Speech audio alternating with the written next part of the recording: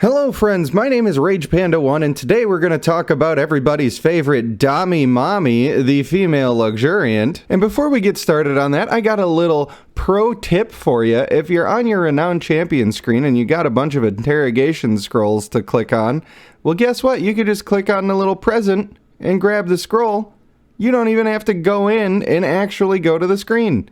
Isn't that neato? Although if you're playing on a phone, it's hard to be that accurate and sometimes you won't hit the actual box, but it is what it is. For her passive skill, any skill cast on an enemy will reduce the energy they gain by 50% for 2 seconds. Now, I'm not actually sure if that's team-wide or if it's just for her. If it's team-wide, it's really good.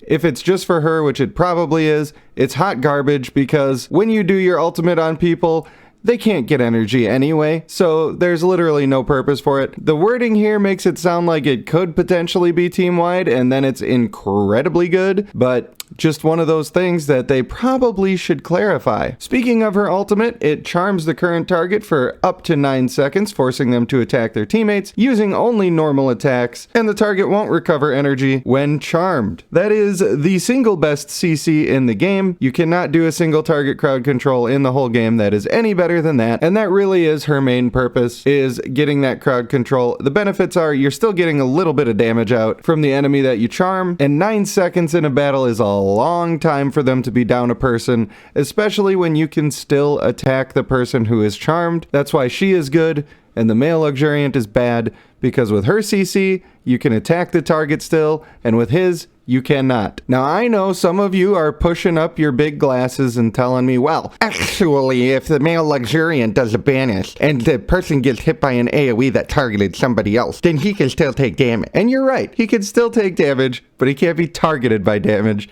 and that is not the same thing. So go back to your hole, you filthy pocket protector person. Sorry. If anybody actually said that, I don't mean to disparage you. It's just a joke, people. Didn't you know that you bought tickets to a comedy show? Alright, last ability. Scourge of Love lashes the caster's whip forward, increasing the attack speed of any teammates they hit by 30% for 5 seconds, and dealing damage equal to a percentage of the caster's strength to any enemy targets they hit, while reducing the enemy target's attack speed by 30% for 5 seconds, and of course, reducing the energy they gain by 50% for 2 seconds. That's a pretty strong ability. That does a lot of stuff, and it is probably highly underrated by most of the community because her ultimate is so good. That crowd control ultimate is so good, but this active skill actually keeps her relevant for damage because not only is she doing a pretty decent amount of damage with that, her base strength isn't the highest in the game, but it's pretty high. You're getting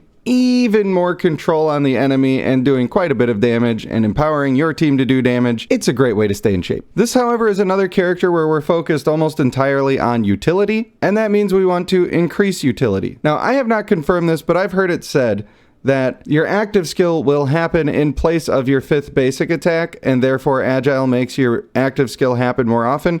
I'm not sure if that's true. I haven't done any testing on it. It's what I've heard. It would be nice if that's the case. Don't copy my traits. This is not how to do it. What you do want to do is my Speedy Boy build, which is, of course, energetic and brutal, as well as agile and focused. I do still think that brutal is worth it on her because she can do some decent damage with her whip. But if you're going to put her in the back just to buff other characters, as I'll show you in a minute, then maybe it's less worth it and you could get away with doing some other skill that buffs characters or some other thing that does crowd control to the enemy, like Fearsome or Hexproof. And of course, Zealous is pretty strong as well. It's a chance to remove buff effects from the target that could come in absolutely clutch in certain situations, although I don't have a complete list of buffs that can be removed. For instance, a Female Daevala's immunity to death. Can that be removed from that? That would be cool. Sounds like a buff to me. But again, that's the sort of thing that's really hard to time and test and actually be able to see on the screen with all the crazy bouncing around that the camera does. So I don't have that information. If you do have that information, please share it so that we can all learn and grow together, because that's what this channel is about.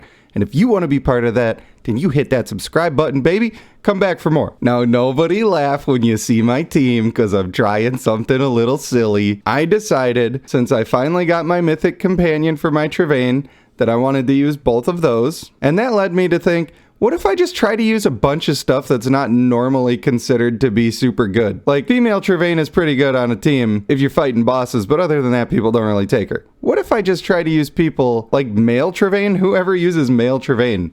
Not a lot of people. Male Doombringer? You don't really see it used, but I want him high level for my districts, so you know what? Let's take advantage of it. I have even messed around with female Aeson, which is totally fine. In fact, this time we'll run female Aeson. We're gonna crush these guys anyway. So for positioning for trying to buff people, we can see that this female Ugril is here. She's gonna run forward. That means that this female Luxuriant is likely to attack in that direction, rather than attacking towards the middle. My female Travaine is the person that I most want to get the attack speed buff, so I'm putting her directly in front of where I think the female Luxuriant is going to attack. Now, if there was no melee character on this side, and there was only the melee character on this side, then I would assume this melee character is going to run in. I would then assume that my middle character would attack sideways when this runs in to fight my melee character, and therefore my female Luxuriant might hit the lash towards the middle. So you kind of need to be aware of where your melee enemies are so that you can target where her lash is likely to go, and then you can try to get your own people hit with it. So I might kill these guys instantly because I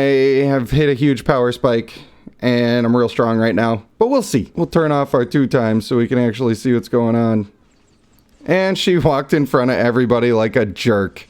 All right, we'll step into the arena versus somebody who is actually stronger than us, because campaign was just too low level for me right now. My power spike was way too big for that to be a thing we can try. So I'm trying to hit the female Travaine with my lash as this griffin runs up to fight, and then also, hopefully, hit the griffin with that lash. So let's see how that goes. Waiting for it. There was the lash. I hit my girl. Now she's doing her ultimate. That's a ton of attack speed.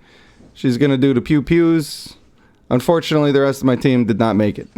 So when we're positioning her, we just want her to have somebody in front of her that benefits from extra attack speed, because normal attacks aren't always that strong. However, if you have like a female Travaine that has a proc every 3rd attack, or if you have a female Tidestorm that just has stronger normal attack damage, a male Gultung that's going to be in a state where he's healing himself and always critting. Those would be the type of marksman that you're looking to put her with. And I feel like marksmen are usually the ones that she's best with, even though she's probably made for warriors. Warriors like the male Ugril, who gets a basic attack stim where he goes crazy, would be great, but the male Ugril is not that great, so it's not really worth doing. If the Naga clan comes out with some crazy attack speed thing that they're working with, and they're really strong, as the releases have been recently, then having one of these female Luxuriants behind whoever has their need for attack speed is a really strong thing. The way it works right now, you can see I'm hitting my people quite a bit with my lash, but if the front row dies, then the Luxuriant moves forward and the archers do not. Usually that is the case, and then that sort of breaks the system. So if I had warriors, they would move to the back line, the Luxuriant would move closer, and they would still be in tandem the way that I want them to be. So I'm kind of hoping that I can use that with the Naga. They got 4 arms. That sounds like a lot of attack speed, right? A lot of basic attacks, maybe some stuff going off for that. That would be cool if that worked together, because I like to see some of the base champions become more useful. And if we can buff a really strong champion, that's pretty useful. So unfortunately, I have to grind a whole bunch of Spire of champions, but I just want to point out, I have all of these dudes lined up here because I pushed them with my Sally Horn, and I just hit them all with my line attack for my male Travaine. This is just a little side note, and I've talked about it before, but I happened to get these 2 champions at the same time that are not generally that great, and I got them both mythic, and I just decided, you know what, to heck with it, I'm gonna try to use it, and it works pretty well. You're not looking at an endgame team here. This is not very good. I would not use the female Aeson generally. I'm doing that as a meme because I got all these other champions that are high rarity and not that great. It's the only reason she's on the team. I really need another frontliner, and I could be easily putting on a Lionstone, or probably somebody who is a warrior that does some amount of damage, and that's easier to find at the beginning of the game. The Doombringers do okay damage at the beginning of the game, and the female Ugril does quite a bit of damage at the beginning of the game, and I have access to both of those. I'm just doing memes, you know? So I know I've talked a lot about the lashing in this video, but you actually don't need to worry about it all that much. It's a nice optimization to make, but her thing that she's doing is a huge crowd control for you. And when she lashes enemies, it does plenty on its own, even if you're not getting the buff, but you should try to get the buff.